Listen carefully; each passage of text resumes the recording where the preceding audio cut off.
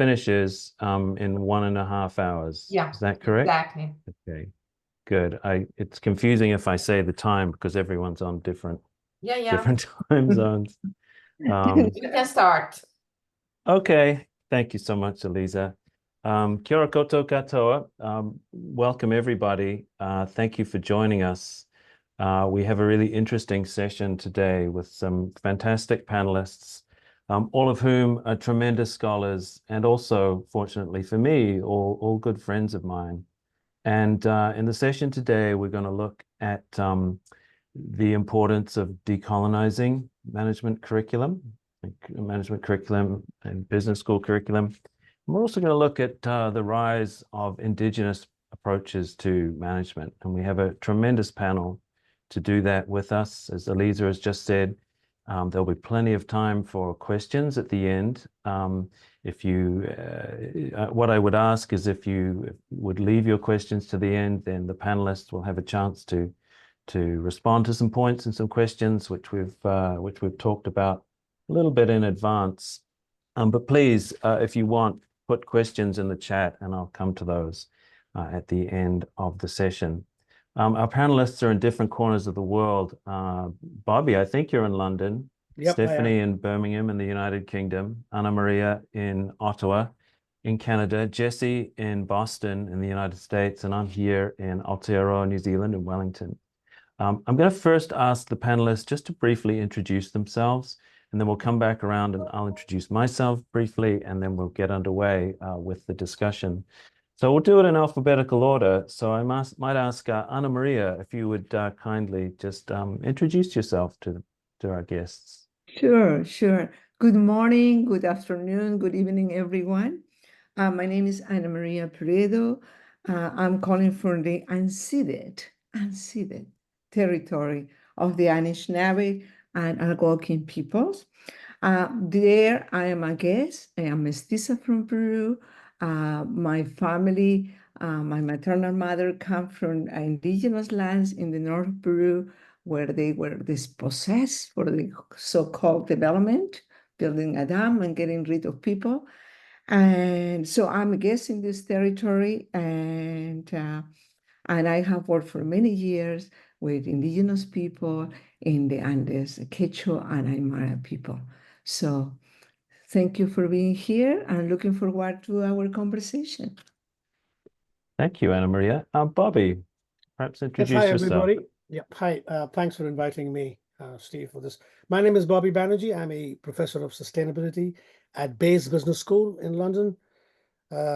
We used to be called Cass Business School. We had a decolonial moment 4 or 5 years ago when our benefactor, who we found to be an active director of the Royal African Company, the biggest slave trading company. So we had this massive name change. So the research which I've been doing for the past 30 years suddenly came right in front of me in terms of the material effect, in terms of our name change. My other work is on sustainability, climate change, corporate social irresponsibility, and on indigenous ecology. Great to meet everybody. Kia ora, Bobby. Jesse. Thanks, Steve. Kia ora tātou, and thanks to IFSAM for inviting us to be part of this panel. My name is Jesse Pirini. I am currently based in Boston, in Massachusetts, on the land of the Massachusetts people. And I come from Aotearoa, New Zealand, from Ngāti Tū Wharetoa and Te Whakatohea Iwi. I'm a senior lecturer at the Wellington School of Business and Government at Victoria University of Wellington. And I'm currently based in Boston as part of a Fulbright research fellowship.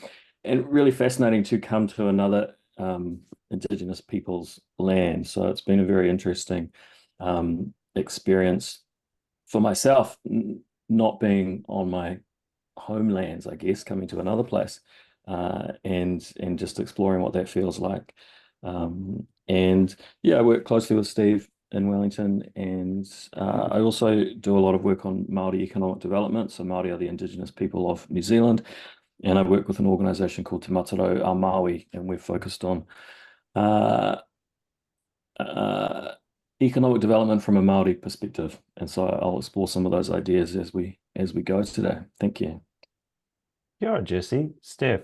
Stephanie. Yeah, thanks, Steve. Hello, everyone.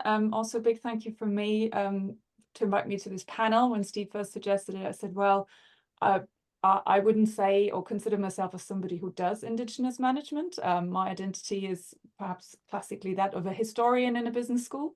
So I come to this subject, even though my title is Professor of Strategy, very much from the perspective of the erasure of some of the particular colonial history and its long-running legacies that we see in a lot of the teaching and also the research in business studies. And yeah, so I find this really fascinating. I really look forward to this panel. I realize, given the nature of the panel, I should also introduce where I'm from. I'm originally from Germany. I moved to the UK 20 years ago. I did so in many ways because I did want to know more about global history and the history of colonialism, which in a country like Germany that always considered itself as not colonial was not something you could very easily gain knowledge about. And yeah, it's been a fantastic journey, and I really look forward to the panel today. Kia ora koutou katoa. Thank you to the panelists. My name is Stephen Cummings, and I'm a Pakeha, which is a person from Aotearoa, New Zealand, of European descent. And my heritage is primarily Irish. I'd like to begin by acknowledging the Treaty of Waitangi, which is the founding treaty of Aotearoa, New Zealand, a power sharing treaty. And I think it's fair to say that power has not been shared and that treaty has not been honored to the extent that the people who signed that and entered into it in good faith would cede. So very pleased to be here and represent Te Haranga Waka, which is the Maori name of Victoria University of Wellington. My background and what sort of brings me to this work was mostly focused on critical management studies and management history, former chair of the Critical Management Studies Division.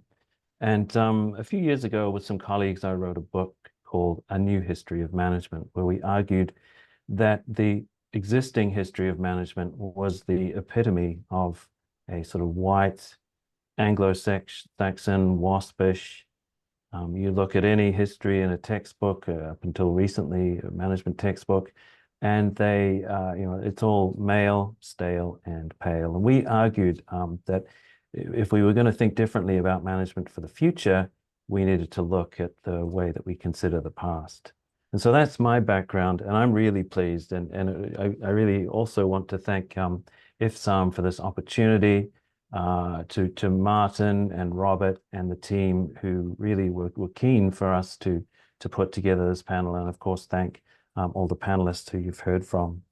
Now, where I come from and where Jesse comes from, we'd start a meeting like this with what we'd call a karakia.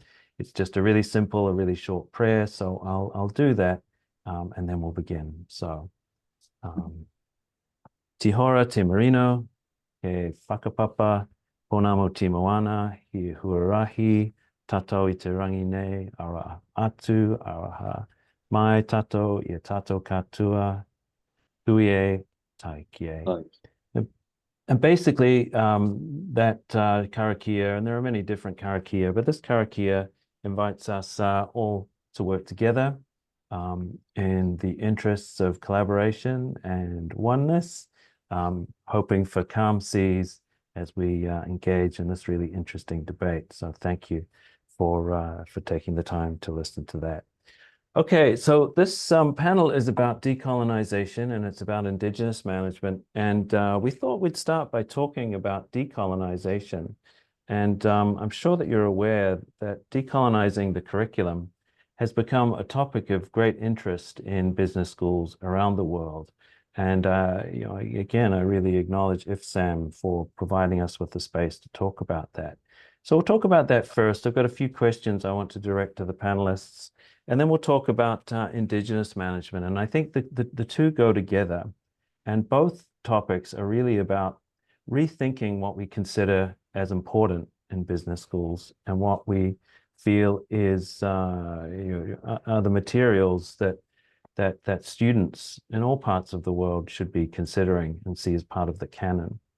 So I'm going to start by directing a question towards Stephanie. I know, despite Stephanie's very humble introduction, she's been really instrumental in working with people in the United Kingdom, thinking about how we might go about this process of decolonizing the curriculum.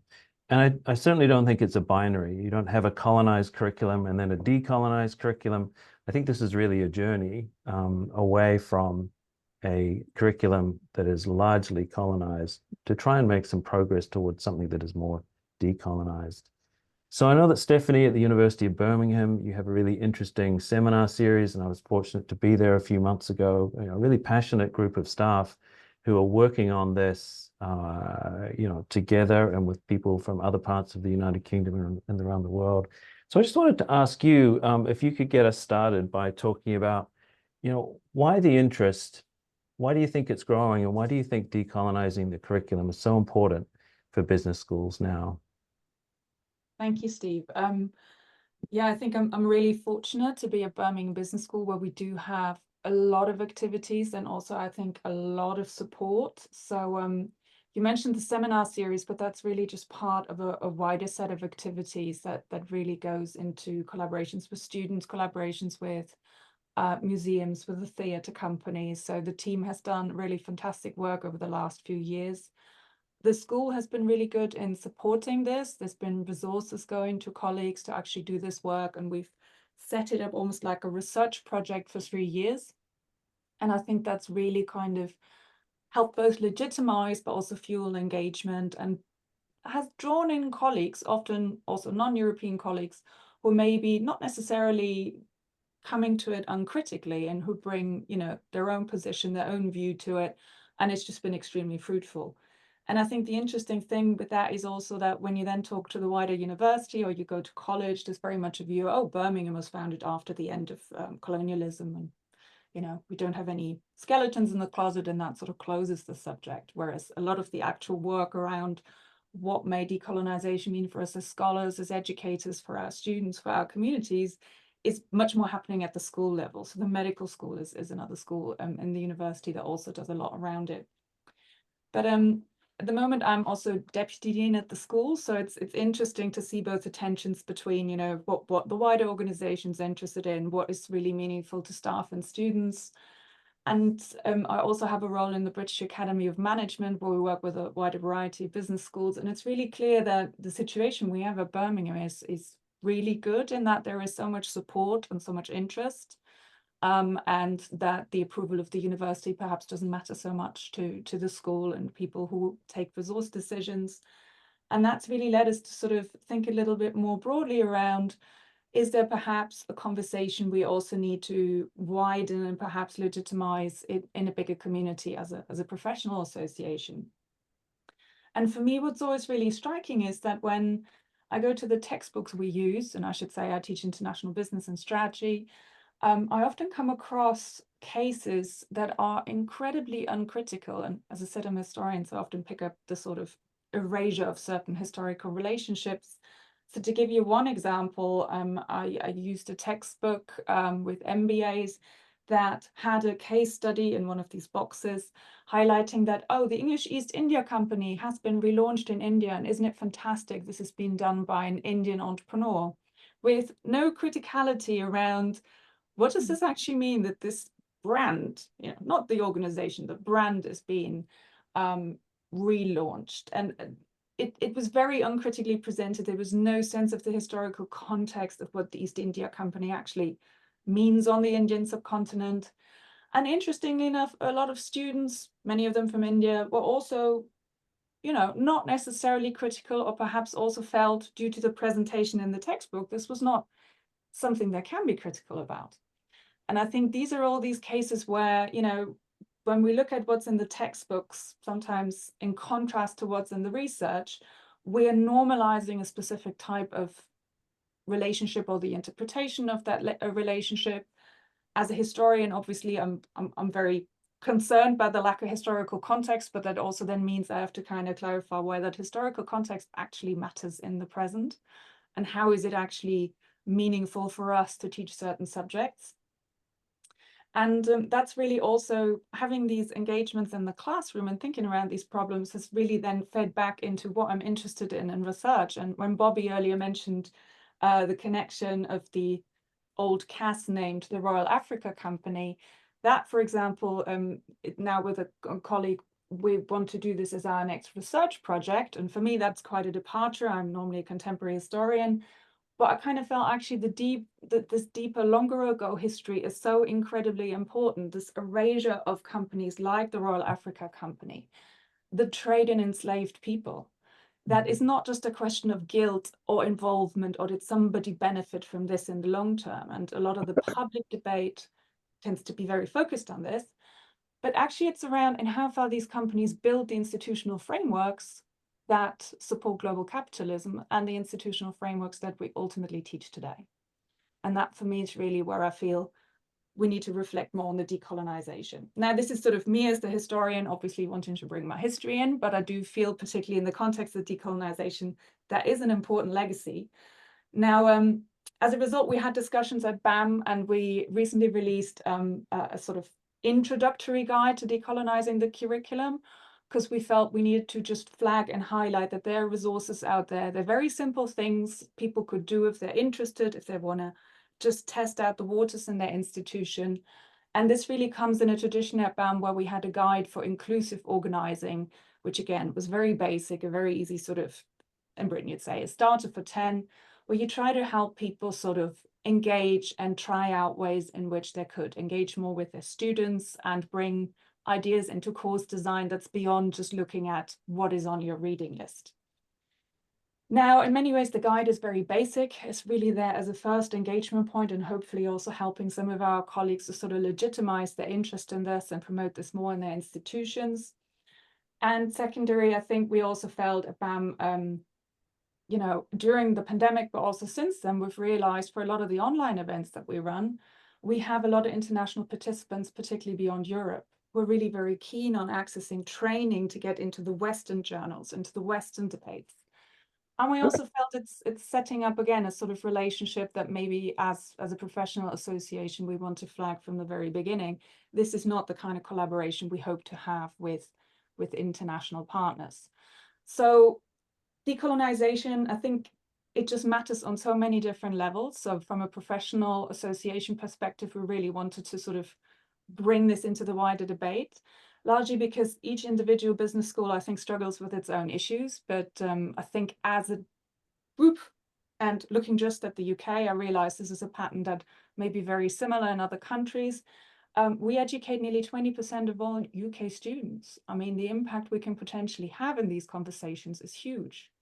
And we're also generally the most international departments, both internationally diverse and international overall, when you look at staff and students. So in many ways, also for the way we work with colleagues, we think through our research, our education, and also through our operations.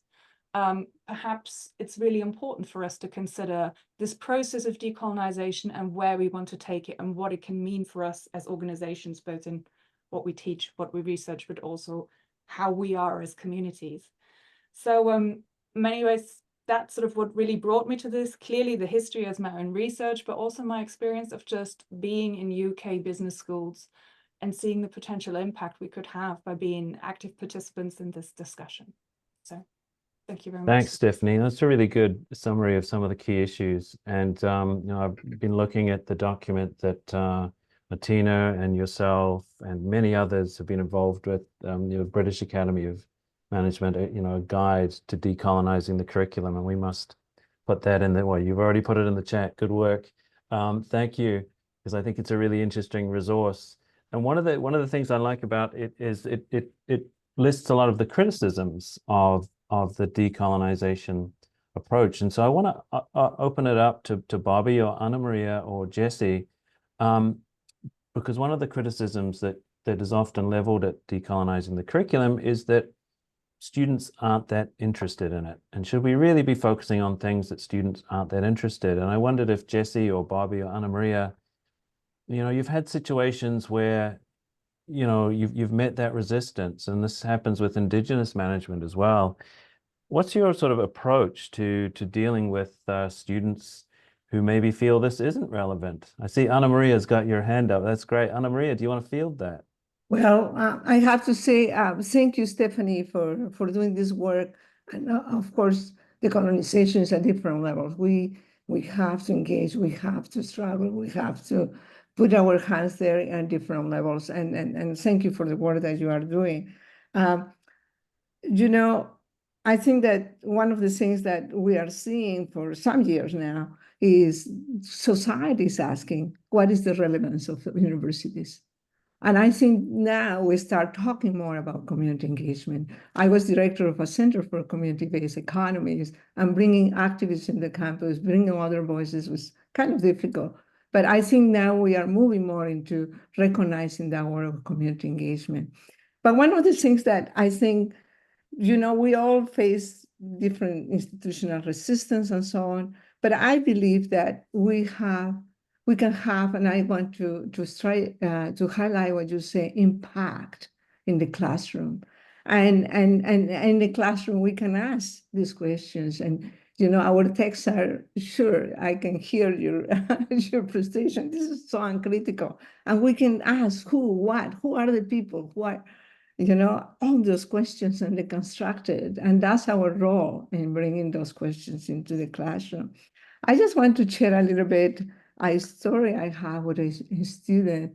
During the pandemic, I have a number of students, of course, like everyone. And then one student wrote me that she will drop the class. And I look at the name, and so I called her up. I said, let's talk.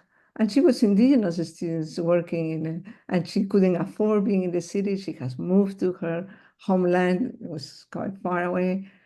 And you know, it's a long story, but what I ended up doing is inviting her to co-teach with me. Bring your knowledge into the classroom. Let's co-teach. I will teach about, you know, Quechua economies, and you can teach about, you know, Cree economies. So she went and asked their mother and came, and we could teach. I think that what we need to do is the friendliest thing, right? Students have knowledge, invite them, celebrate it, bring their knowledge. And I think there's so much we can do in the classroom. And I hope the audience that is here, you know, we all have agency, and we can bring things in the classroom and ask those questions and celebrate Indigenous knowledge, bring it, and so on.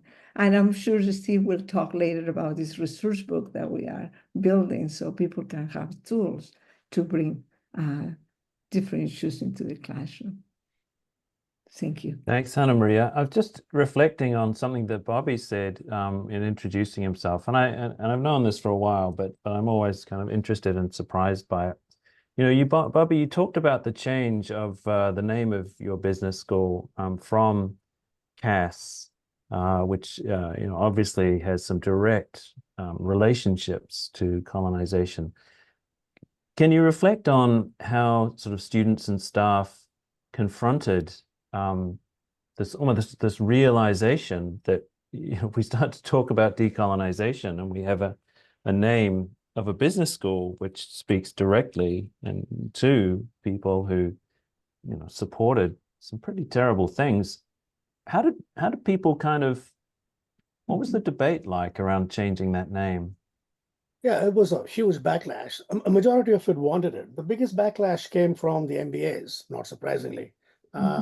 They, in fact, tried to sue us by saying that, you know, our brand name is gone.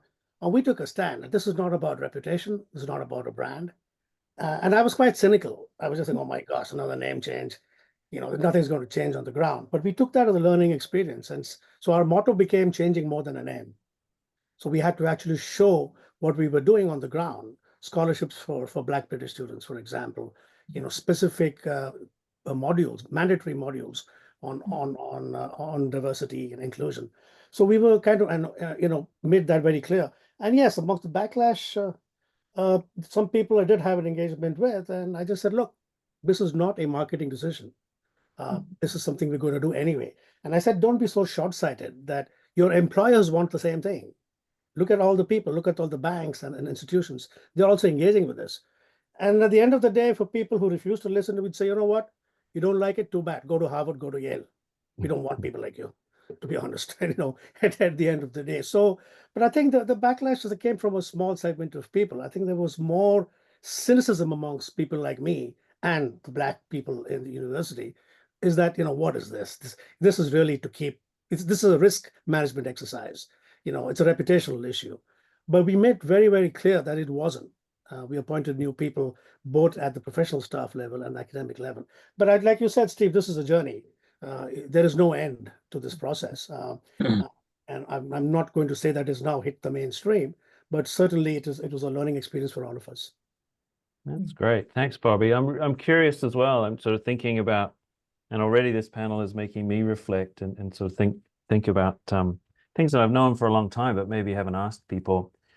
Jesse, as an Indigenous person in New Zealand, teaching management and business in New Zealand, I'm curious in your thoughts around the fact that you would have been teaching people using textbooks that were written in Britain and America, 12,000 kilometers or miles, I can't remember which one it is. I mean, you must have had some cause or pause for reflection through that process. Yeah, no, I haven't. When I was reminds me when I was 18 and I went on a university visit from school, and they were talking about the business topics that were available, and one of them they said, and we also teach, there's this Māori business paper, and I distinctly remember a bunch of people around me kind of laughing and making jokes about selling drugs, and that's what Māori business must be, and that has changed a lot over the past 20 years or so.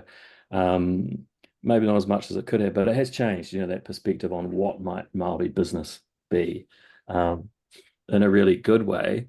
New Zealand is funny because we are very far away, and actually across our whole society, not just in the business school, we import a whole lot of weird and wonderful traditions from places that don't quite make sense, but we don't seem to mind too much. Our Christmas time, it's summer in New Zealand over Christmas, and yet all of our pictures are of snow and Santa Claus wearing like winter outfits, and there doesn't seem to be any kind of challenge, dissonance there where we're thinking, oh, this is weird. We just sort of happily take them on.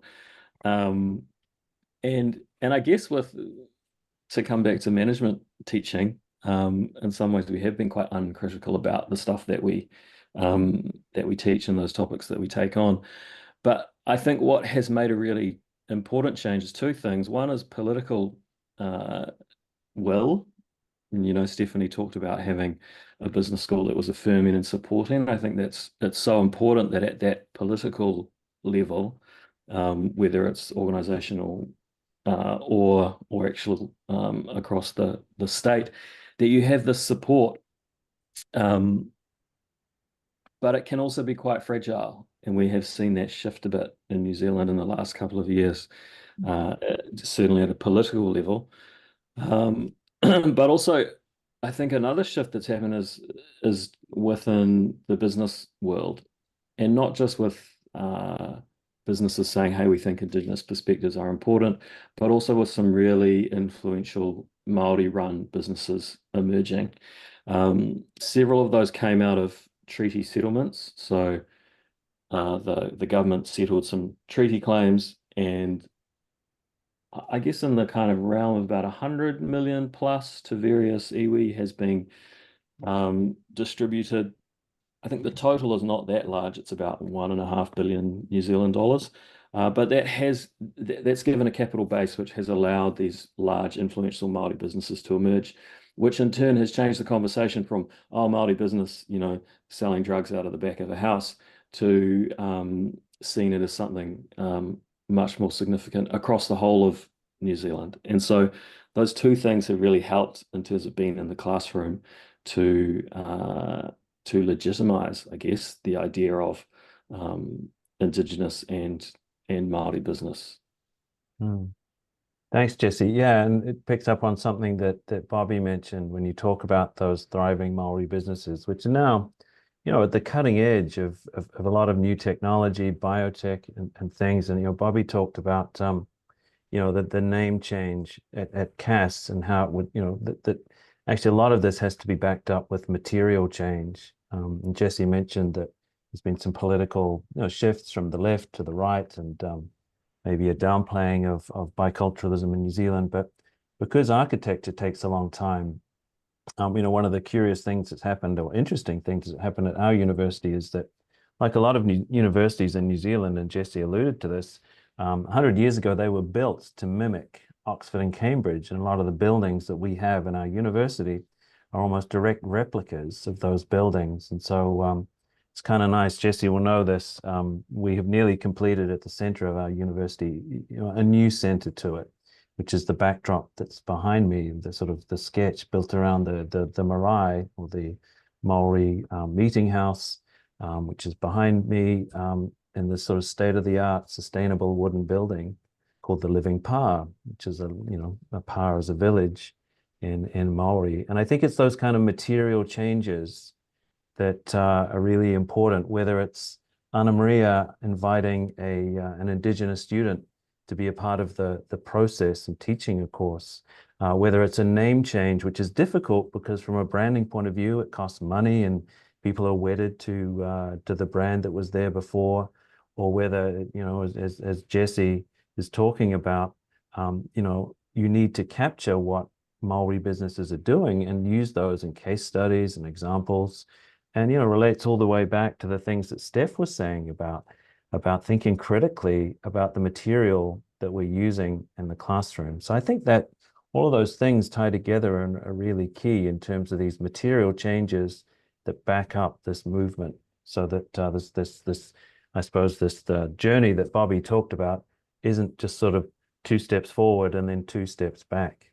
Even if it is maybe a step back, we're still 2 steps forward, 1 step back. At least we're still making some progress.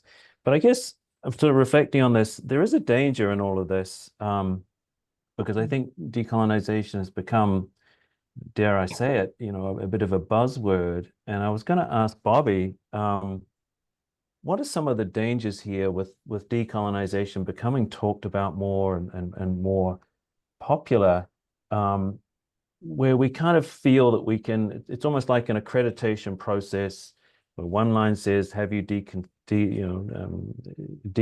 the curriculum, and you tick the box, and then we did it, and we all just carry on doing what we've always done.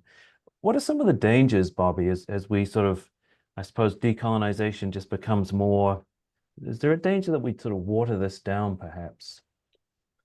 Yeah, I mean, certainly in the UK, the decolonization movement that began some years ago has become quite fashionable in certain segments.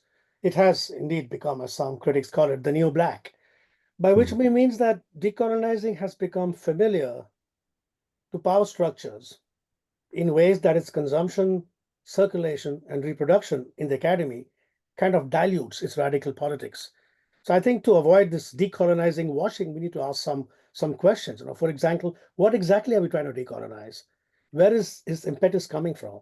Who is tasked at doing this decolonial work? What resources are being provided? And as I said, it was a bit of a surreal moment for me, having researching decolonizing for the last 30 years, and nobody listens to me, nobody pays me attention. Suddenly, 4 or 5 years ago, everywhere I look around London, I see decolonize this, decolonize that, the bumper stickers. And I'm saying, wow, what's going on over here? And I talked about the name change as well. And during that tumultuous time, my then dean asked me to head a task force on decolonizing the curriculum. I had actually held a couple of workshops. I did mention to him, he was a finance professor, so I don't blame him. I did mention to him that if you actually read the literature, decoloniality begins with the dismantling of capitalism. Now, that would make for a very interesting but rapidly extinct business school. I didn't hear anything much about that. But I mean, it would be great for me personally to charge 50,000. I don't know how much you guys charge for your MBA. At Bayes, our 1-year MBA is £50,000. So it'll be lovely to charge somebody that money and then send them out to destroy global capitalism. But I'm not really holding my breath in a way. But if you look at the movement when it began in universities in South Africa and Cape Town, it began with the Rhodes Must Fall movement, the removal of the statues of Cecil Rhodes, the mining magnate, the politician and white supremacist. That Rhodes Must Fall became a wider movement across South African universities. And soon it morphed into Fees Must Fall, because the fee structure in the neoliberal university excluded a vast majority of Black people who were pursuing higher education. So the link between decolonization, colonial histories, and current neoliberal structures of capitalism are completely linked with colonialism. And we cannot de-link that when we're talking about decolonization. So I guess if your aim is to decolonize the business school or the institution, that is impossible in the West. Not going to happen. Because decolonization, like I said, it means a critical engagement with the structures of capitalism that are collective, collaborative, non-competitive, which goes against the grain of what we pretty much teach. So what we are seeing, what happens then? So what we are seeing right now in the UK is a depoliticized, sanitized version of decolonization with selective forms of appropriation that are suitable to university leaders because it's along an acceptable political spectrum. So what's happening here is a kind of decolonization without decolonizing. And this acceptable sanitized form is kind of transmitted through the discourses of EDI, equality, diversity, and inclusion. So at best, business schools or universities, rather, who are saying they want to decolonize can try and diversify the curriculum by including more people or Black people of color and their voices, right? It is important to note that diversity is not decolonization, right? So equality, diversity, inclusion policies that are being developed at a rapid pace across the UK universities can seriously undermine and appropriate the decolonization process. As Angela Davis said, diversity is a difference that makes no difference. It's the change that brings about no change. Because the liberal democratic project of diversity, it disavows its own position as pretending to be a neutral side, right? Only from this neutral position can diversity be proclaimed, right? It is from this neutral side that diversity can regulate difference. So diversity creates an abstract equality, whereas decolonization is the project of creating a radical equality, an equality that frees difference from the straitjacket of diversity. Now, once decolonization is co-opted by diversity, it will be reconstituted, depoliticized, packaged, sanitized, and sold as a brand that university vice chancellors can hope can command a premium in student fees. So pictures of Black and brown smiling students in glossy university marketing brochures, they hide the grim realities of racism, racial discrimination that students and staff of color face in the UK on a daily basis. So decolonization, therefore, based on this approach, is by definition a political project. Now, that's a term which makes vice chancellors and deans and even journal editors quite uncomfortable about anything but political, about being political. So an inclusive or diverse curriculum, it excludes politics and power from the discussion. This reinforces the authority of the dominant Western canon. And the question of the moral authority of the canon itself is at the heart of decolonization, right? So having said that despite the danger of superficial engagement with decoloniality, there is certainly a need and importance and urgency of collective political work. What this discourse has done is actually has created new spaces, right? People are demanding these spaces. They're claiming these spaces. Different actors are seizing these spaces. So what we're seeing is some kind of an opening up of power structures of neoliberal capitalism, power structures of whiteness, right? So those are being enacted in different ways. And perhaps therein lies the potential radical and essentially ethical nuance of decolonization. Thanks, Bobby. I'm really struck by this notion that it has to be realized as political. And it reminds me actually of a project that you led, Jesse, where, and I was involved a little bit in this, where we asked Maori communities to design a strategy framework that they thought would work for them, rather than us just taking a standard British or American strategy framework. And you might recall that there was some discussion about different bottom lines. And I think the conversation emerged and different groups sort of worked at this. And we went from a triple bottom line, which was economic and environmental and social. And then I think a fourth bottom line, which was cultural change and development. And I just wonder if you recall, we had a meeting with Ohu, or a group of elders, and they were really insistent that those four bottom lines don't mean anything unless you add a fifth bottom line, which is political change. And I just wondered if in your experience dealing with particularly Maori, but also Indigenous people now that you're over there in the United States, just to reflect on how much we can't avoid the fact that the decolonization movement, if we can call it a movement, is a political movement. Yeah, no, I totally agree. And I like, Bobby, your point that decolonization won't happen in business schools. It's not possible. But I hope maybe it could be supported. Be interested to see what people think about that. Anna-Maria, you talked about having impact in the classroom. And Bobby, there's new spaces that you talk about stepping into them and trying to at least leverage them in some way to lead to some kind of something. But what is that thing? And I guess to your point, Steve, I think that thing is political influence and also that capital influence. So it's very difficult to decolonize and deconstruct power structures if you don't have any power. And what I have found in lots of situations is the road might be quite smooth to introduce some Māori ideas for a while until you reach a certain kind of ceiling, at which point people say, okay, we kind of had enough of that. Maybe, I feel like we might be going a little bit too far now. And I think that's the moment when people are starting to feel a bit uncomfortable, when you're probably actually starting to step into those opened up spaces that you talked about, Bobby, those where the power structures may start to feel, oh, I'm actually a little bit at risk here. And we've gone far enough now. So that political piece, and it was actually a woman called Marama, and she said, look, I've been talking to people about this for ages and no one's been listening so far. But one of the reasons that Māori get into business and want to pursue economic development is because of the ability to have political voice. And she talked about how her iwi owned a farm, and as part of owning that farm, they ended up being able to join a kind of farmers political group that was active in the region. And by being in that group, by having a seat at that table, she was exposed to all sorts of conversations and discussions that she wasn't part of previously. And I think that was the moment that she realized, hey, because we own a farm, we're now allowed to be part of this farm group. And suddenly we see behind the curtain, we see all the kind of machinations of power. We start to see how things happen in these discussions. And now we have influence, we have voice there. And so that for her was a really powerful outcome from economic development. So just kind of quickly to circle back to this point, maybe our business schools will never be decolonized, but how do we support students to be able to go out and do that potentially more powerful decolonizing work in their own places and spaces? And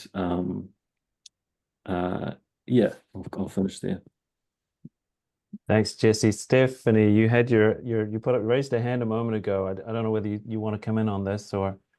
Yeah, and actually it's great then listening to Jesse and the argument around the radical politics and decolonization and how far that can be accommodated within business schools. I think it's such an interesting and for me also such an important subject. So within the decolonization group and the discussions we've had in our business school, there's been people with a whole variety of views on decolonization coming together. But we also, one of my colleagues actually in my department has very radical politics and suggested more than once that really the way to decolonize the business school would be to right historical injustices and create more fairness, but actually instead of taking the money from all the international students, we ought to stop doing this and if anything, pay those international students.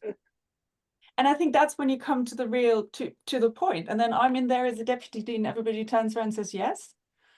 I said, well, first of all, going back to Jesse's point about how much can you change power structures if you don't necessarily have the power to change it. I think the university tolerates more than encourages what we're doing.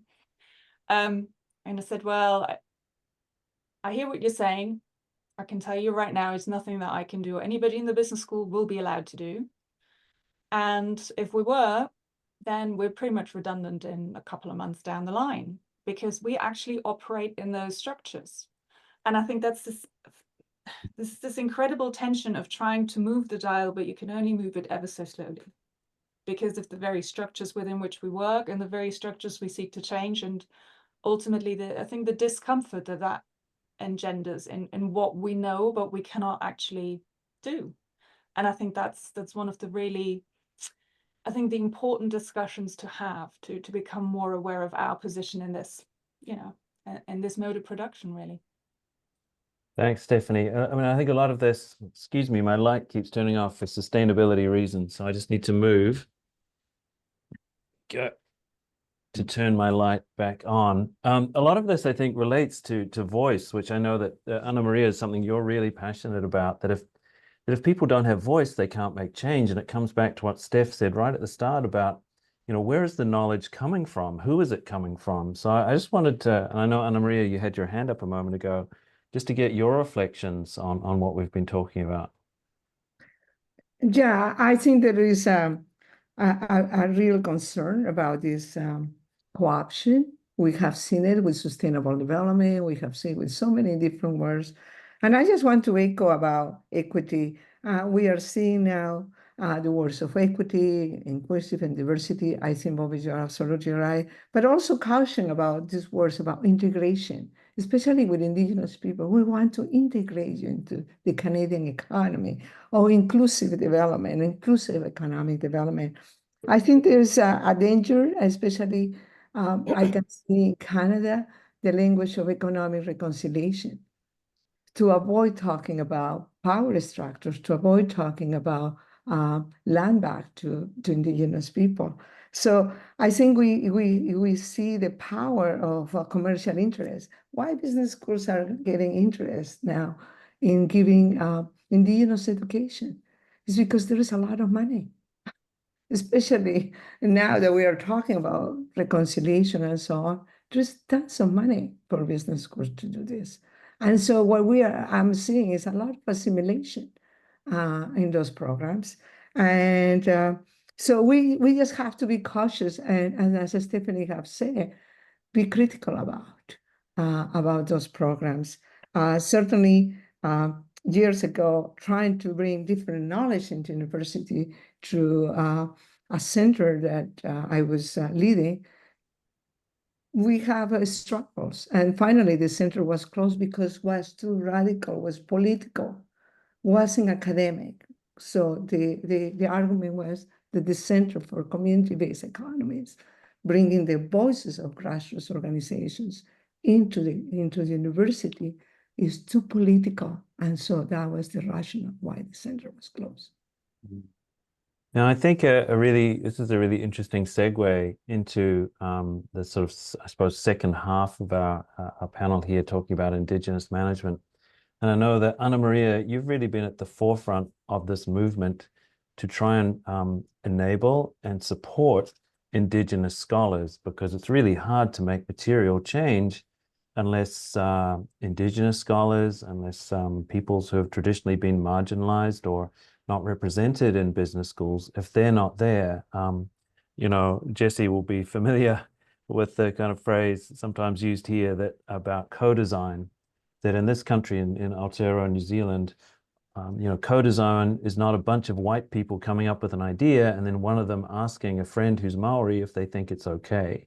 You know, Indigenous people, colonized people, migrant people, people from different backgrounds have to have a voice if we're going to see political change. They you know, they need voice and they need sort of real capital power.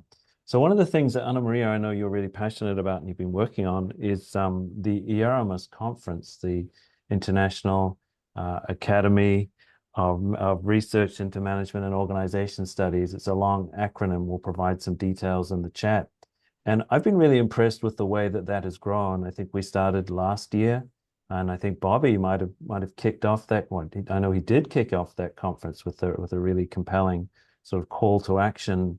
And I've been really interested in the work that's been happened just to try and grow this community, because unless we have a community of Indigenous scholars, it's going to be really difficult to affect any change. So I just wanted to get your reflections, Anna Maria, on why you think the IFSAM project is so important and how you would like to see us support Indigenous scholars for the future. Well, thank you, Steve. I think that, we are living in a very important moment. There's some momentum there. I remember in the 90s, late 1990, 2000, in academic management, we were only 4 people talking about Indigenous issues at the end of the academy in a little session. But now we are seeing, we have been sessions with Bobby and others, and we are seeing 50 people, 60 people arriving, and we are seeing more people interested and working in this area.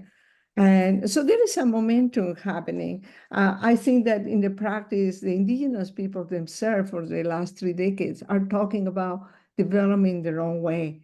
And I think they are taking matters in their own hands. They are seeing enterprise as a way to self-determination, nation building. And what we have been seeing for more than 25 years, there is something different here, different knowledges different ways of understanding business and enterprise and so on. So people are now capturing that.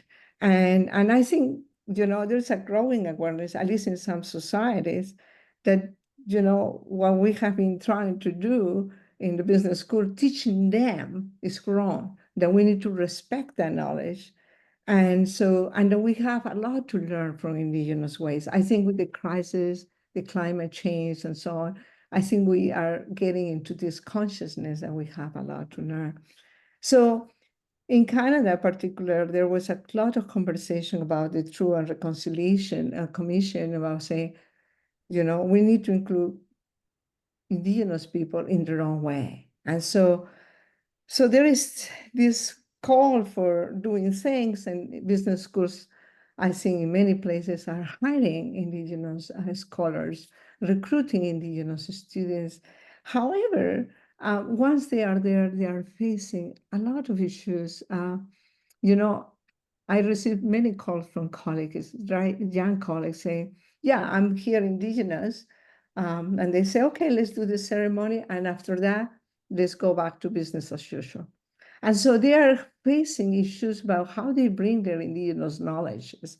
So it's why IRIMOS is a space, and it's a needed space to come together, and it's an attempt to build this collective space for the colonial practice, come together and support these scholars, Indigenous and non-Indigenous scholars working on Indigenous issues, and to talk to them and embrace, to encourage them. It's all right, embrace your Indigenous knowledges, what you are learning from Indigenous communities, your own identities, and embrace them with Western knowledge in what we call 2IC. So anyway, we are attempting to do this, creating these spaces, and it's wonderful that today we engage in a way, and I think you having there, Jesse and Bobby and Steve, we start our engagement with ceremony. And I think ceremony is so important, with song, with prayers. And I think that changed the conversation. It's creating this space where we can talk, we can trust each other. And this morning, I just received a message of someone saying, we began our time together in a circle, and that encircling continued over the next 2.5 days as we share stories, nurture new scholars, and listen to the wisdom of the elders. We have elders in the room. We ended again in a circle with songs, tear shed, and culture celebrated. So this is an important space, and I think it's growing, and we having, many people are helping. There are debates, there are questions raised. Where should be this space only for Indigenous or non-Indigenous people? Should be this space only for Australia, the United States, Canada, and New Zealand, Australia, the 4 countries, or should we involve? I believe that we need to bring the richness of all the knowledge together. And so IRIMOS is there to support. That's the most important thing. right? To support this new generation to speak out. Thanks, Anna Maria. And there's some really, unique and interesting things about the IFSAM conference, which is nothing like any conference that I've been to, because it is guided by local Indigenous tikanga or values that of the people of the land where the conference is held in Ottawa. Just things that seem small, but I think are quite big. You talked about starting every day where everyone is in a circle, I think is powerful. The fact that senior scholars do not present at the conference. The only people who present at the conference are early career researchers. The senior scholars are there to act as mentors. The fact that the way in which papers are reviewed, which is not blind review, but where we start by asking, does anyone know this person? How can we help that person on their journey? How can we give feedback which would be appropriate for that person, rather than the kind of, I suppose, European or Eurocentric approach where we believe that being anonymous and being disconnected and being, objective is the best approach, to pretend that we don't know whose work that we're looking on, which is so counterintuitive to a lot of Indigenous cultures where, first you seek a connection, then you see how you can help, rather than let's get everybody separated out and deal with things in a very atomistic way. And I think there's some really interesting sort of macro things that can be done to support Indigenous research. And I'm kind of sort of leading into, another question I wanted to ask Jessie, because I know Jessie, as an Indigenous person in a business school, and I've seen it because I'm a colleague of yours, there are dozens of really well-meaning people in our business school, and I know this is the same for Indigenous scholars everywhere, who often ask for your advice. How can I reflect tikanga or Maori values in the classroom? And I want to preface this by saying, or this question by saying, this is not your job, by the way. It's not your job to be a cultural advisor to other scholars, but I know you do it anyway. And I just wonder, for the people who are gathered, who have joined this panel, I think it's what we don't want to discourage is that well-meaning inquiry. How can I more respectfully reflect Indigenous approaches and knowledge? And so I just wanted to ask you what advice you would give for people who maybe want to help a young Indigenous scholar or seek advice from that Indigenous scholar. Yeah, no, thanks, Stephen. I think it's a good time to shift to this topic. I don't know that we've been particularly negative, but we've talked about a lot of the challenges around decolonization. But some of the really good things happening, New Zealand people are starting to say, well, what is my identity? Who am I as a New Zealander? And what does that identity look like? And it looks like lots of different things. There's a Māori history, there's a colonial history, there's a migrant history. And so people trying to say, well, who am I if I'm not Santa Claus wearing a winter coat in summer? So there's that. I think the first piece of advice that I try to give people is about positioning. So understanding, well, who are you? Where do you come from? And getting really clear on that, which immediately opens people up to say, hey, I'm kind of I'm special. I'm special too. I also come from somewhere. And a question that an activity I've seen run in lots of workshops to start things off, and I think we did this at the Indigenous Caucus too, is to get people to tell the group where their name came from, because that in itself is immediately a kind of positioning statement, and people have this great connection to their names. So yeah, first off, that positioning part, and then you can do that kind of thing in a classroom. You can bring in more of the context. So instead of having this decontextualized, atomized knowledge, you start to say to people, where are you from? And where are you from? And I had a note here that, that story from when I was 18 and people kind of laughed at the idea of Māori business, because of the way that certain perspectives and worldviews get to count as knowledge and others don't. Often Māori or Indigenous perspectives are considered, not so valuable. And so that positioning statement is just really important to understand where all your classroom students come from. So that's the first part. I think the next part is, we've talked about decolonization and deconstructing these ideologies and how that can be really challenging, but there are these little spaces that have opened up. So trying to step into those spaces. I like to hope that the positioning statement again leads to people not trying to help. And I don't mean this in a kind of negative way, but often when I speak to people, just recently I was talking about my project here in Boston, and I've actually struggled to find a lot of identified Native American businesses. And this person said, oh, maybe that's because they don't need so much help. And the assumption is that any kind of work done is, working with Indigenous businesses is about helping them get from one place to another, helping them to become proper capitalist businesses that can operate within the kind of capitalist framework.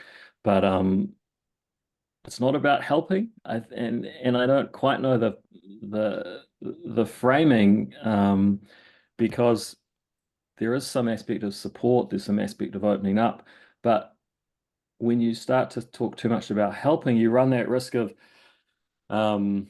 Stephanie, I really liked your words around this, where you're tolerated, not necessarily accommodated. You're tolerated until you start to push too hard against the structures that are in power. And I think that's what helping angles itself towards. Help you become kind of more like me, but not help you become more like yourself and then kind of let you loose and become whatever it is that you're going to become. And I think that's what really supporting decolonization is about. So yeah, I guess my first top tip is about that positioning statement.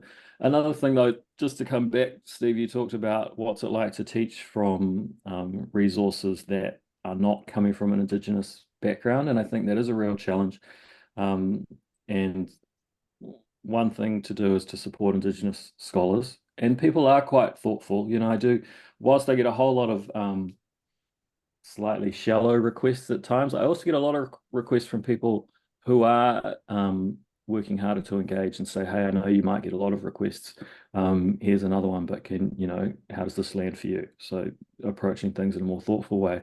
But also, so along with Steve and Anna Maria, we're working on a collection of resources in a book called Indigenous Management Knowledges and Frameworks. So we're trying to pull together a large community of Indigenous and allies from around the world to contribute knowledges and frameworks that come from an Indigenous perspective that can be used in teaching situations.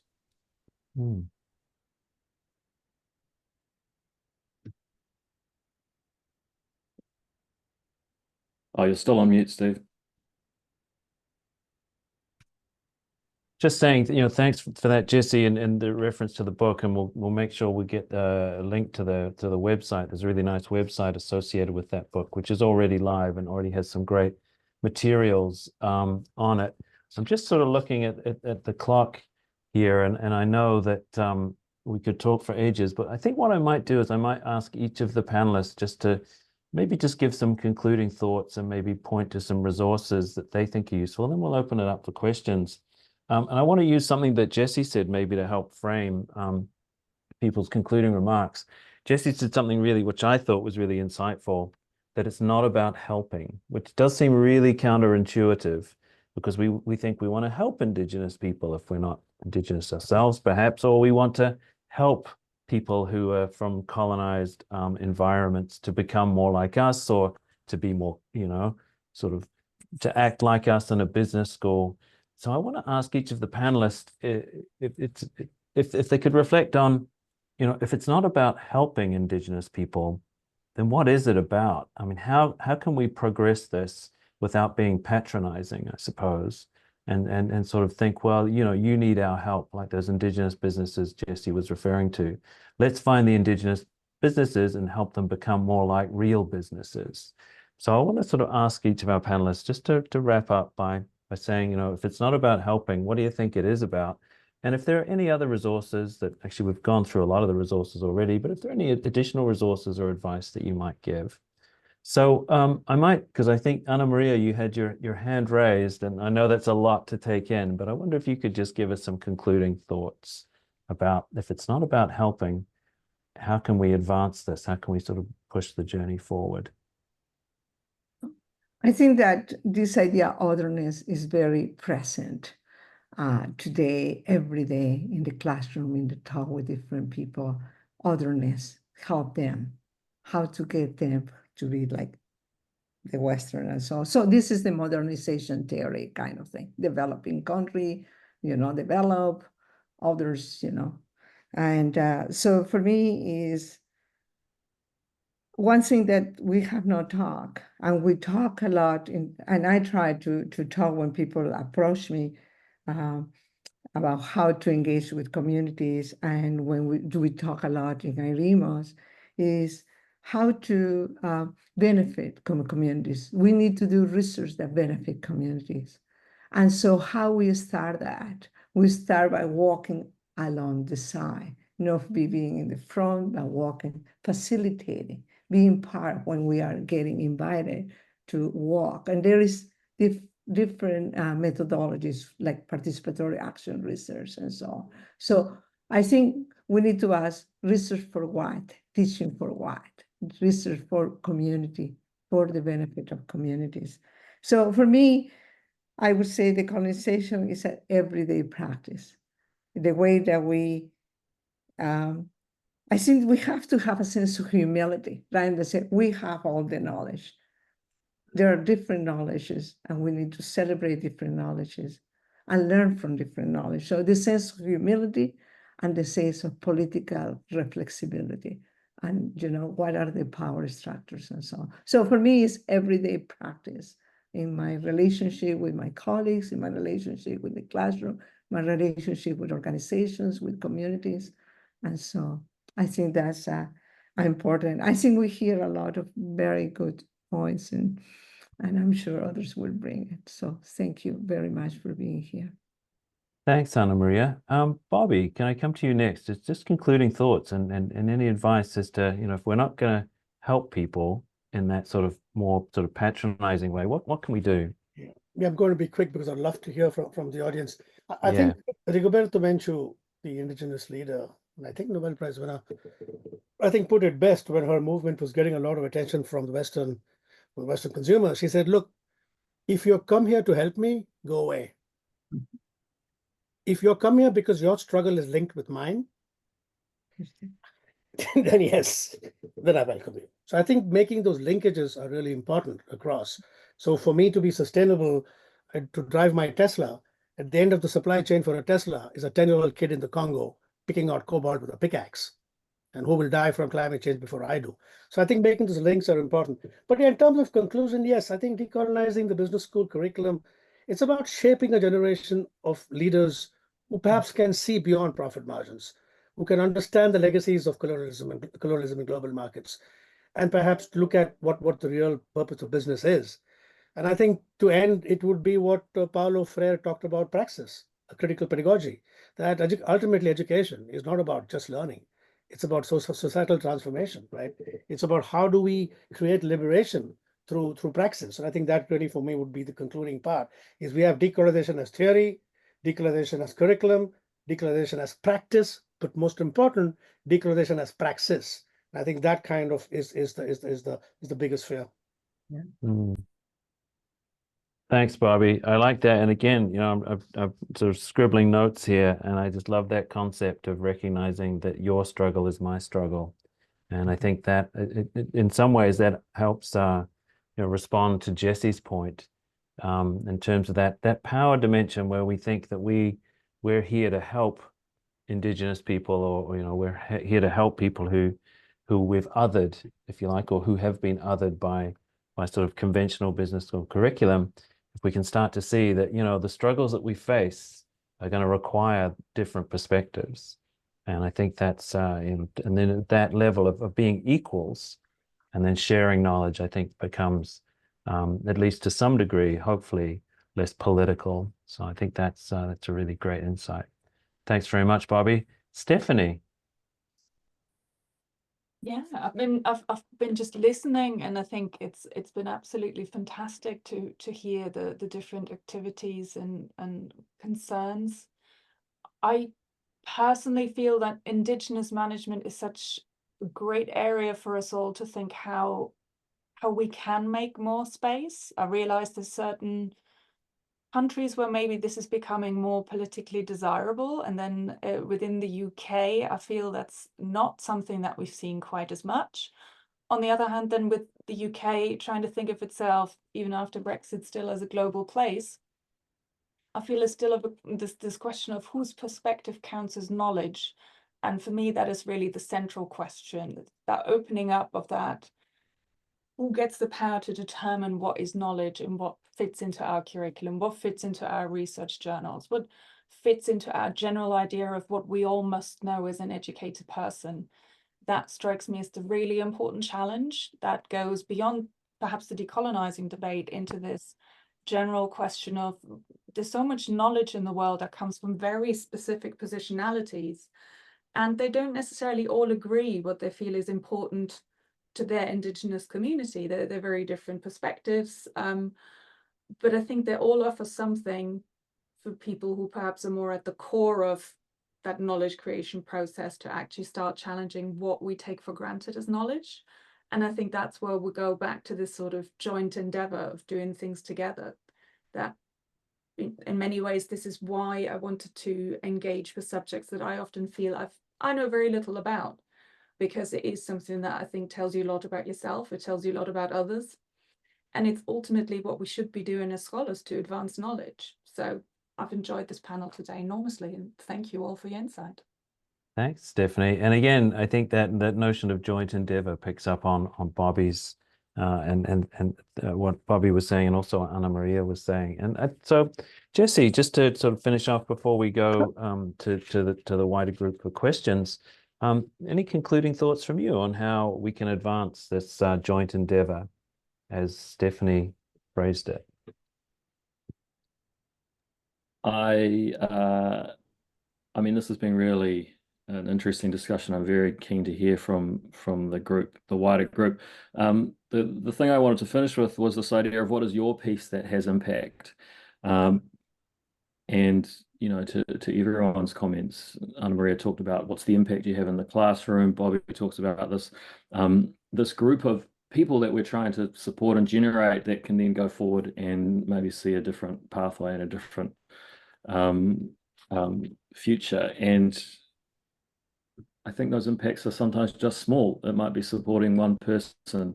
It might be kind of uplifting an Indigenous colleague or an Indigenous student, or sharing resources that you have available. So, you know, what's that real kind of on the ground micro level impact that can actually affect someone's life quite significantly?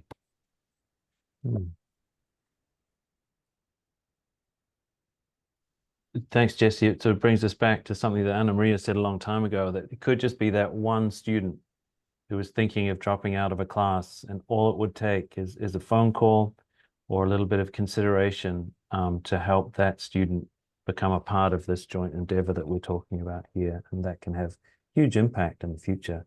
Okay, we're going to open it up to questions. Please just raise your hand or use one of the symbols, or if you like, you can put the question in the chat, and I'll relay the questions to the panel. We'll open it up to a discussion.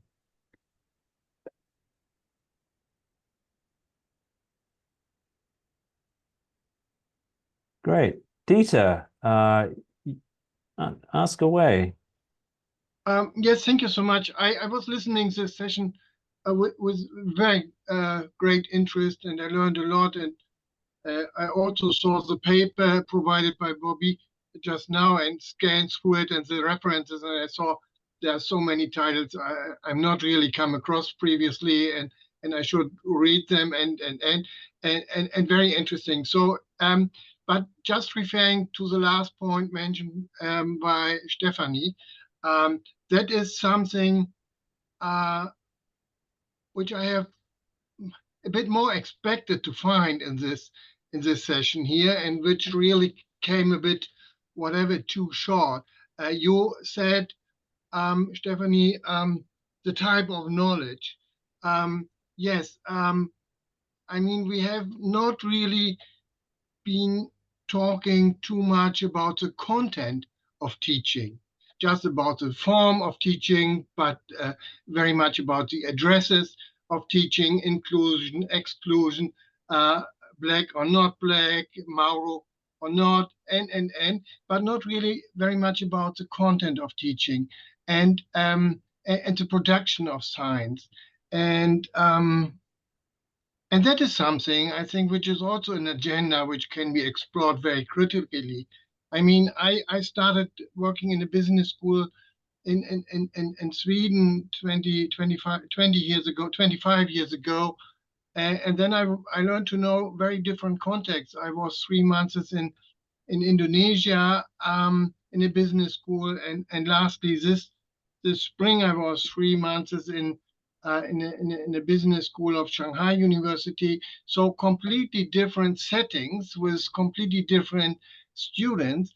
And mostly all the teaching formats are very much the same. They start with introductions and textbooks produced in the US, classic American textbook, Introduction to Management, Peter Drucker, and all that. So that is learned all over the world, independently in which context people are growing up, in which context they are studying, and where the later knowledge is used to. And that is something where we could reflect on that.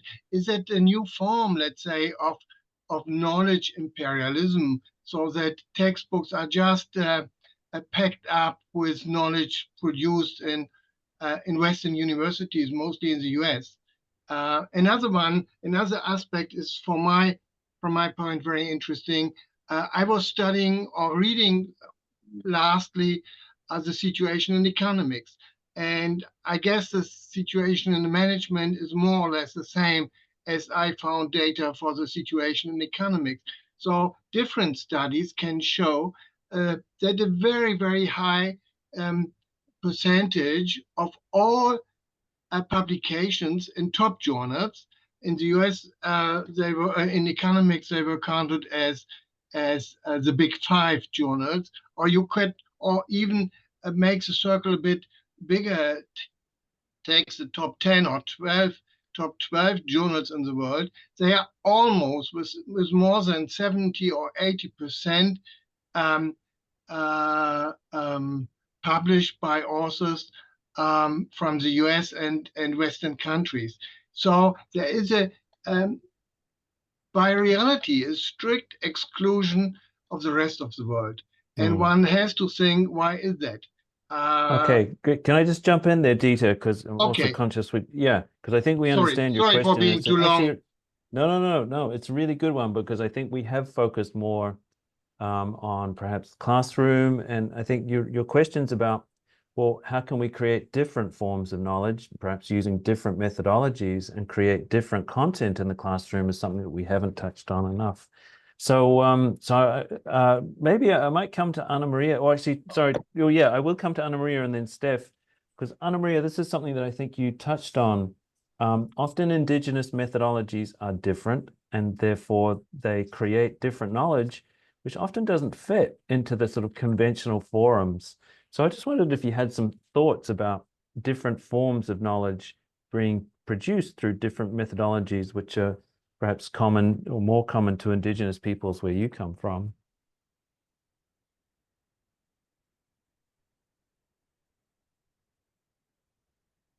You're on mute there, Anna Maria. Dieter, thank you for your question. You raised so many good points, and the process of sanitation that Bobby were talking about through the process of publications, the journals, and so on.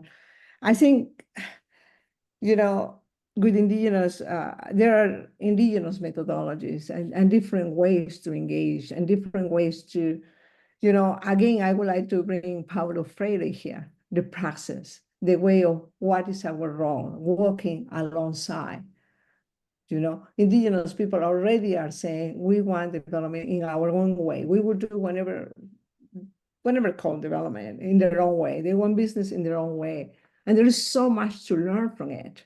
And I think we have to have the humility to say, we want to learn from you. We want to join your struggles, as Bobby was saying. You know, this is about social justice too. So I think there are different ways to do it. And I think this, I personally like the idea of methodologies that is action research. We are there to support for benefit of the community. There's a different ways to go around participatory action research. And sometimes it's hard because some of our top journals have these templates, right? And it's hard to say, look, and this is something I'm facing now, right? Look, we didn't even start with a research question because in indigenous ways, there are different expressions, there are stories, there are dances, there are different ways to maintain, to bring, to disseminate the knowledge. And sometimes you just walk and you don't understand and you try to get the sense of what is happening to this songs ritual. And so I think we have to have this sense of humility and very in the front say, what is my role here? Be honest, and I'm here to learn and how I can serve you, your cause. So I think for me, all these forms of participatory action research, bringing the resources of a colonial university into the community, I think is important. So yeah, there's, and that's what we are trying to do in IRIMOS, bring the sense of ethical sense of how we work with communities in a good way, how we support communities in a good way, how we do research. That's why it's IRIMOS. Thanks, Ana Maria. Now, Stephanie, you had your hand up there. Did you want to follow up on this? Yeah, I mean, I think it's a very good point. I mean, I teach in subjects that are incredibly canonized to the point that, you know, you always teach the same things in IB and in strategy. And if you then look at who's on your reading list, particularly in, say, strategy, I mean, yes, it's not just that the majority are from the US, they're also male. I mean, there's hardly a woman in the classic strategy canon. And this is sort of what students expect, but I also feel we begin self-censoring. And I think there are ways in which we can either start changing the content and use that as an opening for students to also engage and ask for things that they are missing, that they're engaging with, as well as, you know, quite simply teaching things in a different way. So in IB, you always teach Hofstede. So I go in, when I teach Hofstede, I'm clear from the beginning, I think it's nonsense. And if the students disagree with me, they're welcome to challenge me, and I invite them on this. And I mean, I think that's why it's not always the content of what we teach, it's also the manner in which we teach. But I know you raised this beyond teaching, you also raised this in research. And yes, there is a very, there's a very narrow channel to get into some of the influential journals. And that's, I would say, not just for people who speak languages other than English. The problem is also, sorry, the dog's getting right now. The problem also tends to be a heavily template-driven approach to how we publish. So even for English speakers, that's, if they don't get the right training, that is not obvious.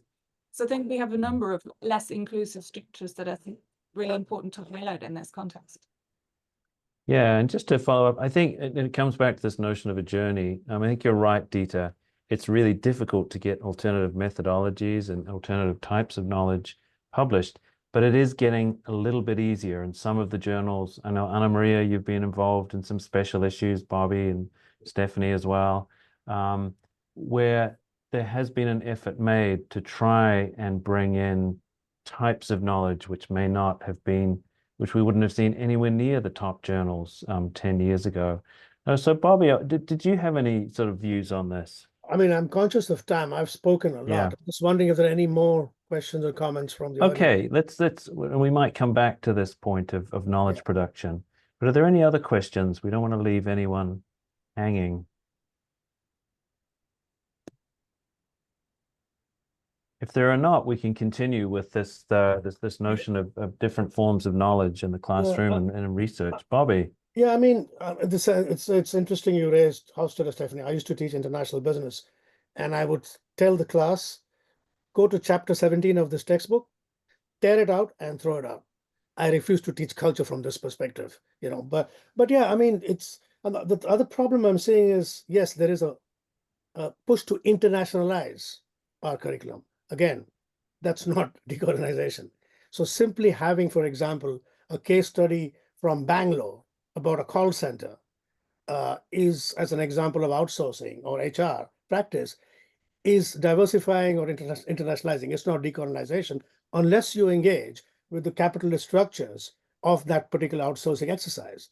Unless you exchange, for example, the identity regulation, which comes in putting on the Englishization of call centers. So unless you engage with those, I guess, histories, then simply putting a case study from Bangalore or Botswana is not decolonization. It is internationalization, perhaps, diversity, perhaps, but I think that's going to be hard.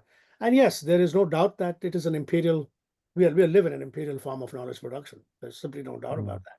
And there's no coincidence that the resistance to this from the indigenous communities across the world, one of the biggest points of resistance is language, is trying to reclaim languages which had been subjugated, languages which had been made illegal, and very much so to saying to reclaim that is very much a part of just identity and also knowledge, because you can't separate that from knowledge. But yes, there's no easy way around this at all. Yeah, I mean, it sort of reminds, and I think language is so important. And sort of relating back to something that Bobby said about we hope we can train leaders of the future who will look at different measures of success. I'm reminded of a project, again, that we worked on, Jesse, Maori Economic Development Strategy for a region where the Maori people we were working with wanted the word economic taken out because they didn't feel that economic development was what they wanted. They wanted development, but the goals that were important to them were not just economic. I just wonder if you recall that, Jesse, in that process of that language change? Yeah, I mean, that's a kind of ongoing challenge because the funding organizations that we interact with, so now being on the side of enacting some of that strategy, they understand the word economic development, and that's what's in their strategies, that's what's part of their plan, and that's what they'll fund. So you're really forced into these sort of different discourses where on one side you're trying to say it's not about economic development, and then you have to turn around and talk to others and say it's about economic development. Yeah, so it's I just think you kind of sit in the middle of these discourses, and people talk about decolonizing work being so difficult and being an Indigenous scholar being challenging. And I think it's because it gets tiresome because you're constantly on the boundaries, you're constantly pushing against discourses. And yeah.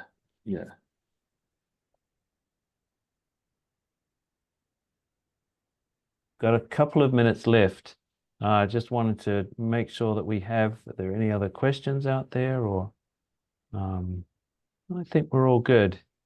One of the things that I would say, just in sort of concluding on Dieter's point, is that I think if you look at a lot of Indigenous methodologies from my point of view, a lot of it comes from changing what we would call the dependent variable might be. What are we actually trying to achieve in a business school, for example? What are the outcomes that we want? And I think many of those outcomes that we assume what a business school is about, economic development, return on investment, various financial models and measures, maybe they aren't the ones that we should be concerned with. And if you take Bobby's view of, that we have shared struggles, the struggles we have are not just economic struggles right now. And I think if we come back to where we started and talking about decolonizing the business school curriculum, those measures are part of the problem. If our focus is on economic and financial gain, then colonization has been a pretty good model for achieving that. But if we change what it is that we think we're here to teach our students to value, that I think opens us up to a whole range of different ways of looking at the world. And it's no accident that if we're interested in sustainability, that Indigenous approaches have been focused on sustainability for millennia. And I think there's much we can learn from that. I'm just conscious that our friends at IFSAM have other sessions that they need to get on and run. But maybe on behalf of the panel, because we are at 12:30 or 12:30 a.m. here in New Zealand, Aotearoa, New Zealand, where I am, whether I might just say thank you very much to our panel. Thank you very much for people for joining us. Please look at the resources. I'm sure the chat will stay up there for a minute if you haven't already photographed or taken a copy of that. Do feel free to reach out to myself or Jesse or Stephanie or Bobby or Anna Maria. And let's keep this conversation going. So kia ora and thank you and good night. Thank you, everybody. Thanks, Thank you, everyone. Steve. Thanks, Thanks, everyone. everyone. Thank you for being here. Thank you, Thank Steve. you. No worries. Bye-bye. Thanks, team. Thank you, Stephanie. Oh, Thank Very you. good. Paul, and Thank thank and you for organizing. And Very much. everyone. Anyway, have a Middle of the good night. evening. thank you, Stephanie. I hope your home is all right. I heard you had some flooding in your part It of the nearly UK. flooded. We spent last night trying to stop the water coming in, which we've never had a problem with. It was a new experience. Okay. Some Oh, extreme good. Thank you. weather. A big thank you No. to you, Stephen, Steve, because you moderate, brought different issues. I hope the conversation keep going, and you Oh, know, well, thank you. no, Great thank job. you. I mean, it's such an interesting topic. So if we can ask the IFSAM team to let us know once the transcript or the recording is available, I think that would be very interesting for us. Yeah. And maybe we can share that. So yeah, it's been a pleasure. And I can see Robert and Martin there I mean, this was your idea, Martin and Robert, at the beginning when you invited us. So thanks very much to you guys. You do great work. Thank you, Steve. Very good. Thanks for staying up late. Yeah. No worries. It Done, means I've Steve. got tomorrow free. Well, thank you, Thanks a Ifsan, lot. and keep enjoying the sessions. So thank you. Thank you. Thank you all for joining us. Oh, Thanks so much. Other people are joining, so we better get out. All right. Yes. Kia ora. Good Okay. night. Thanks a Bye-bye. lot. Ciao. Bye. Bye. Bye. So, Sorry, guys. I was hi. going to say hello to Nick, but bye, everyone. Yeah, you can wait for Nick because he was entering. So I know. I thought I haven't seen him, but I think Nick, no, he should be Everyone's here. welcome at Can you our hear us, closing Nick? session. Always go. he's Yeah. gone. I leave you to it. Have a great rest of the conference. Thanks again. Thanks. Okay. Martin, we have this closing session, right? We do. Just Yeah. now. I was really astonished by the very interesting insights we had in the previous roundtable, and they were also able to manage a big problem that we have in IFSAM, no time zones, because they had people from United States and New Zealand, so it was very, very nice also this. But I want to thank you, Martin, to thank you, Robert. Thanks a lot to all the team of the event. But before closing, I think that Martin could be very useful to have a sort of overview of what we have seen during these 3 days, very rich of roundtables, speakers, chairs. We participated to very, very interesting moments. And I think that you could do a sort of overview or sum up in few minutes. Please, Martin. Yeah, thank you, Sandra. And it's quite a challenge, but I think that there were certainly strong themes running through. Maybe it was because we set the tone a bit, or the themes of the Congress, and people work within them. But there were a few surprises as well. We called it New Perspectives and Pathways for Impact in a Precarious World, and started with the session on the changing nature of HE institutions, and that session began with John Aubrey Douglas talking about the landscape for the development of higher education in the United States, and it frightened me to death. Precarious is the word. So I think it's been kind of uphill, not uphill, and improving all the way since then, because that was like beginning with the bad news, and then I think people have explored all sorts of ways of trying to combat what John outlined, especially if we have Trump 2.0 coming soon. And I think a lot of people, and of course it was in the theme. But I think we've moved on a little bit from talking about more issues close to our professional work, like journal rankings and open science, although these are important and they kind of thread into what people have spoken about this time, but to address the bigger questions somehow. An impact ran through the whole thing. It was, I think, in just about every session we had the changing nature of higher education, and I think the reason that some people are scared of universities is that there's a risk we'll have an impact on them. So we must defend that opportunity. And then we had discussions about SDGs, clearly very impact oriented, and a lot of that was quite applicable, I think, beyond the domain of the SDGs and sustainability, and it was about how do we do impactful research of any sort, really, and reconcile it with the more traditional measures and requirements of academic work. And again, that was, I think, in the IFSAM Futures Academy, the questioning was quite a bit around how do I do this as an early career researcher? How do I do impact and still get published and get promoted and get through probation and all that? So I think reconciling these what could be seen as conflicting aims and objectives was a strong theme there. And then I think today's session on decolonization and Indigenous management, not an area that I've spent much time thinking about, but it raised questions again and answers, I think, around similar kinds of themes. So I think impact was everywhere.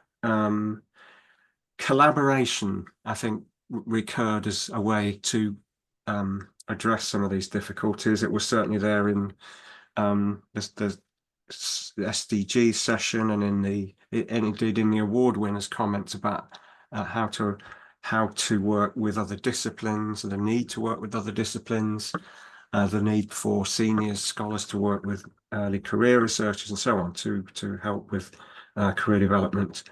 And Kirstin Salin in the first panel spoke about collegiality. We talk about it quite a bit at my university, but I've never really heard it analysed in any particularly precise way, and I think that's given me something to think about. I think it's a bit more than just being nice to each other about peripheral matters, and it's the whole model for running a university and for working together. And I think a version of that cropped up today in the Indigenous idea of walking alongside. I like the phrase walking alongside to research with people. And finally, a word which cropped up a few times is persistence, and the need, if you're an SDG researcher or a Indigenous researcher, to keep at it and have the support which I guess IFSAM can provide to keep at it. I guess that's what IFSAM's all about. Yeah. Back to you, Sandra. Thank you, Martin, not only for this overview, but also for all the efforts you put in this Congress with Juliana and Robert, Nick, all the team working on this 2024 Congress. Nick, I don't know if you want to give just a very quick address in conclusion, and also Robert, if you want to add something. Thanks, Sandro. I'll just say perhaps one or two words, but nothing very substantial to say. The first thing that I've just got the impression is of the quality of engagement, and the people who've engaged have really got a lot out. They put a lot in and they've got a lot out. So it seemed to me the bits that I was able to dip into seemed really good in that way, and that's a great foundation to keep building from. And secondly, just a word of thanks to the office, to Martin, the whole team, and indeed to others, because these things don't happen at all by accident. You know, there's obviously a huge amount of organisation, and that again sets us in good stead for the future. I did think the themes, and actually, Martin, your summary was fantastic there. I hope you've got it written down, so you've got at least some notes that we could borrow to take forward. Partly because I thought what you were doing there was adding a little bit of vocabulary to some of the familiar themes. So if we think about collegiality and impact, for example, how that and the Indigenous walking alongside, these things actually change not just what we're doing, but how we're doing it. And I think that kind of set of process questions would be really interesting for us to explore further. So if you do have a kind of 5 bullet point version of that summary, I think I at least, I'm sure others would benefit massively from it. Thanks, Okay. Andrew. Yes, I do. Yeah. Thank you. Robert, please. Yeah, I would just like to add a few things to Martin's and also perhaps to Nick's reflection. I think one thing that was particularly stuck with me, at least, was the huge diversity of people, both in terms of gender, but also in terms of age. And I think that's a very, very important thing. So I think the session inviting young scholars into the discussion and hear their voices, I think was a very, very important ingredient, and also welcomed ingredient into this entire Congress period, so to speak. And I could see from the participant names that quite a few of them were recurrently attending different sessions. So I think they probably made a similar observation, linking back to the collegiality aspect, that also the younger ones felt part of this collegiality of scholars, both across the world, but also across the ranks and different age and gender and what have you groups. So I think that was an interesting sort of element to this Congress. Thank you, Robert. And this is one of the goals we have as IFSAM, to be inclusive in terms of gender, obviously, in terms of countries, cultures, but more and more in terms of age, no? Because in general, no, in the tradition, this kind of federation were just managed by, we can say, senior people, but probably for the future we have to put inside our governance the future of the federation, so the young people. So I agree perfectly with you, and we're very glad to have also in this closing ceremony Ginevra and Andrea, and they are part of the future academy of IFSAM, so this is a very good signal. Thank you. If there are any other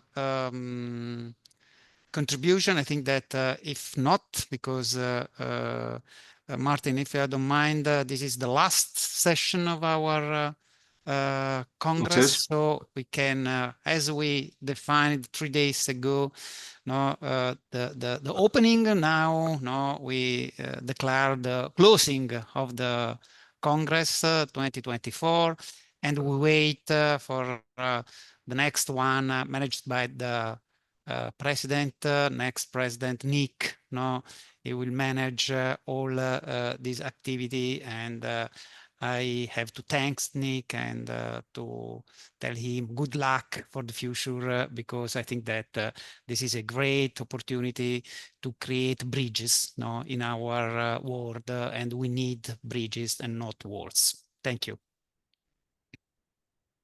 Thank you, Sandro. Bye bye. Bye bye. Bye bye. See you. Thank you. Thank you. Bye bye. Bye bye. Bye, everyone. Bye. Thank Thank you you. very much. Bye bye. Bye, Wei Yu. Bye bye. Bye-bye. Ciao, Thank you. Elisa. Bye. Thank you. Thank you. Bye. Thanks for joining us. Thanks a lot. Abbiamo già finito? Sì, sì, perché Ok.